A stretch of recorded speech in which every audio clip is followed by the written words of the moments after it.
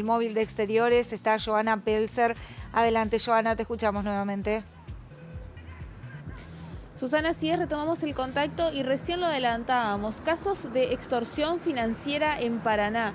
Personas que pedían un préstamo a ciertos particulares, prestamistas que serían informales, y estas personas les retenían la tarjeta social porque eran beneficiarios o de la tarjeta alimentar o de la asignación universal por hijo. Entonces se les retenían esas tarjetas durante meses. Para conocer más al respecto, estamos con Javier González, quien es el jefe de delitos económicos. Buenos días. Sí, ¿qué tal? Buenos días. Sí, a raíz de una denuncia radicada en Comisaría Novena de una persona en el cual se sentía coaccionada, en el cual había solicitado un préstamo a esta persona.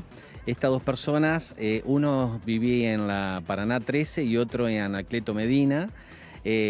Hacían todo tipo de préstamos, digamos, en forma informal, en distintos barrios. Y bueno, ¿y cuál era la condición? Era retenerle la tarjeta beneficiaria, digamos, Plan Trabaja, Universal por Hijo, y en base a esa retención con número de clave y usuario, estas personas abusaban, extorsionaban en el caso de que no pagar, digamos, la devolución de ese préstamo, en el cual iba desde 5.000, 15.000, a veces menos inclusive, pero siempre jugando con la necesidad de la gente y obviamente exigiéndole los planes sociales para poder retenérselo, y en el caso de que no cumpliera con lo pactado, hacía uso de esos planes. ¿Cuántas personas se vieron afectadas? Bueno, aproximadamente teníamos anotadas, digamos, distintos cuadernillos que se secuestraron mediante orden de allanamiento, cerca de 200 personas. También había dinero en efectivo, 270.000 pesos, todo, digamos, bien ordenado, como préstamo, digamos, en forma casera. Esto lo hacían las personas en boca también, se hacían esa propaganda para poder prestar dinero a la gente que más necesitaba, obviamente, y abusaba de esta situación. ¿Se habían realizado cargos extra, además del acuerdo de la devolución con los intereses? Digo, en esas tarjetas que se prestaban, ¿se habían hecho cargos extra? Sí, en algunos casos no se dio, digamos. En este caso simplemente esta persona había cumplido con lo pactado, pero no ha sido devuelto su tarjeta. Entonces de ahí en más radicó la denuncia y sucesivamente se desprendió todo este tipo de investigación en el cual había muchas más víctimas, ¿no?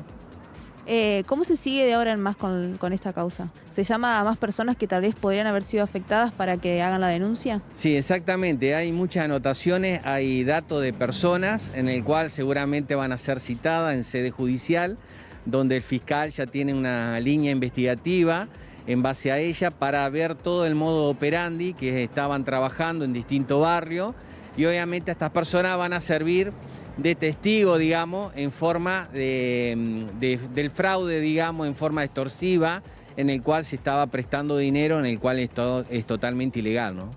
Eso quiero destacar, esta forma de préstamo ilegal, informal digo, es ilegal. Exactamente, es totalmente fuera del Banco Central de la República Argentina, de los reglamentos, de las formalidades que hay que tener, digamos, para hacer este tipo de ofrecimiento. Y esto era totalmente vulgar y obviamente con extorsión, ¿no es cierto?, en relación a la retención de tarjeta que tenían las personas para poder subsistir. Estamos hablando también de personas que son de bajos recursos. ¿Cómo era ese modus operandi, digamos, de cuánto era el porcentaje, por ejemplo, de interés que les pedían, de cuánto eran los préstamos, si eran a una semana, eran 2 meses? Bueno, todo eso depende del monto que había. Eso se pactaba, digamos, tanto el necesitado, la persona damnificada en este caso, pactó cerca de 1.000 pesos, tenía que entregar el doble. Y así sucesivamente depende el monto, por eso decía, hay montos de 5.000, de 10.000, de 20.000, pero más o menos ese era el monto que se manejaban y obviamente se duplicaba y se triplicaba en algunos casos. ¿Estas personas están detenidas? Estas personas quedaron supeditadas a la causa, fueron correctamente individualizadas, están con nombre y apellido, son de acá de Paraná, están domiciliadas con sus documentos, están bien identificadas para ser citadas posteriormente a tribunales. ¿Tenían antecedentes? No tienen antecedentes de este tipo. Sí, se están averiguando a ver si hay algún otro antecedente que pueda tener alguna vinculación con esta investigación. Muchas gracias. No, gracias a ustedes.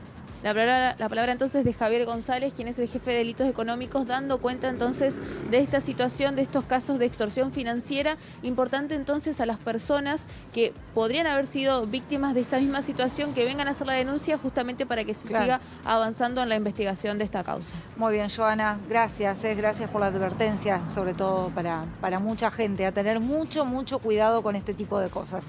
Hasta luego, Joana.